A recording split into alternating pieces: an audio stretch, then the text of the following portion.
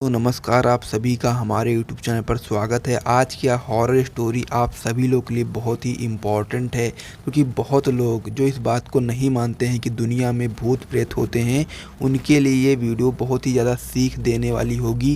क्योंकि आप लोग जानते हैं कि जिस प्रकार से दुनिया में पॉजिटिव एनर्जी है, यानी कि जिस प्रकार से भगवान है, उसी प्रकार से शैतान भी होते हैं। और जब आप लोग शैतानों को या भी कह सकते हो भूत प्रेतों को परेशान करते हो, तो उसके लिए आपको क्या क्या खामियाजा भुगतना पड़ सकता है।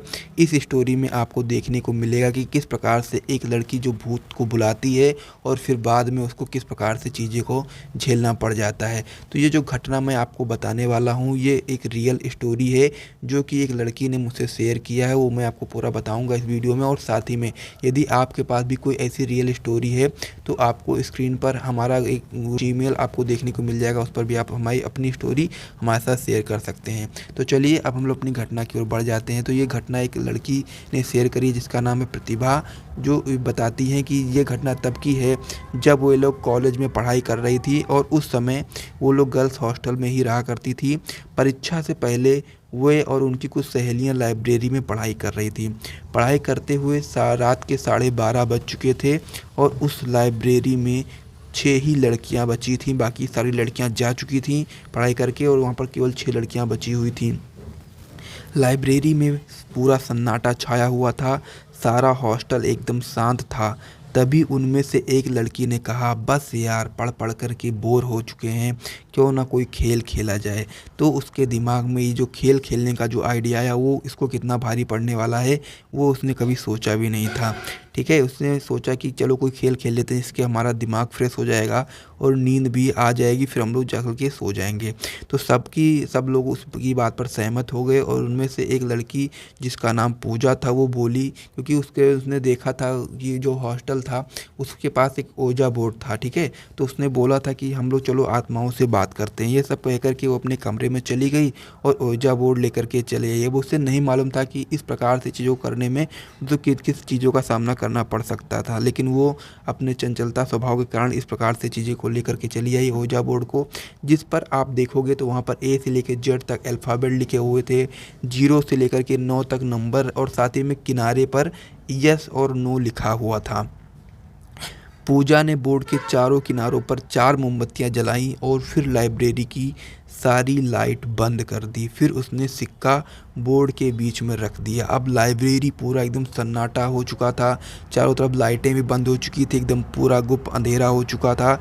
और फिर उसने लाइट बंद करने के बाद में उसने सिक्का बोर्ड के बीच में रख दिया। उनमें से 2 लड़कियां तो डर के मारे अपने आप कमरे में चली गई। उन्होंने कहा मुझे गेम नहीं खेलना है, और 2 उठ करके अपने कमरे में चली गई। बाकी चार लड़कियों ने सिक्के पर एक एक उंगली रख दी। फिर पूजा ने कहा, कोई डरना नहीं, और यहाँ डरना और साथ ही में उठना मत, वरना आत्मा नाराज़ हो जाएगी, फिर हम लोगों को प्रॉब्लम हो सकती है। वैसा उसने मजाक में बोला था, लेकिन उसे पता नहीं था कि ये चीज़ें कितनी ज़्यादा खतरनाक हो सकती हैं। उसके बाद में फिर क्या हुआ, अगर यहाँ पर कोई आत्मा है तो प्लीज़ हमसे बात करो, ये चीज़ पूजा बोलती है। लाइब्रेरी में अजीब सा सन्नाटा और अंधेरा छाया हुआ था। अचानक लाइब्रेरी में कहीं से कुछ आवाज़ आई। उसने सोचा शायद कोई किताब गिरी होगी, लेकिन उसका ये सोचना बिल्कुल गलत था। उसी समय सिक्का हिला और जसमीत, यहाँ पर एक दीदी हैं, उन्होंने पूछा, क्या यहाँ पर कोई आत्मा है। तभी छत पर लगा पंखा जोर से हिलने लगा, ठक ठक की आवाज़ आने लगी। सभी लड़कियां डर गई, लेकिन पूजा ने कहा कि कोई भी लड़की अकेले मत भागना, यानी कि यहाँ से उठना नहीं, वरना फिर आत्मा हम लोगों का नुकसान पहुँचा सकती थी। क्योंकि उसको भी थोड़ा बहुत नॉलेज था, पहले से उसने कह सकते हो कि इंटरनेट पे चीज़ें पढ़ रखी थी। उसके बाद पूजा ने ऊपर देखते हुए कहा कि अगर कोई आत्मा यहाँ है तो हमसे बात करे। कुछ देर तक सन्नाटा रहा और अचानक सारी मोमबत्तियाँ बुझ गईं और लाइब्रेरी से कदमों की ठक ठक की आवाज़ आने लगी।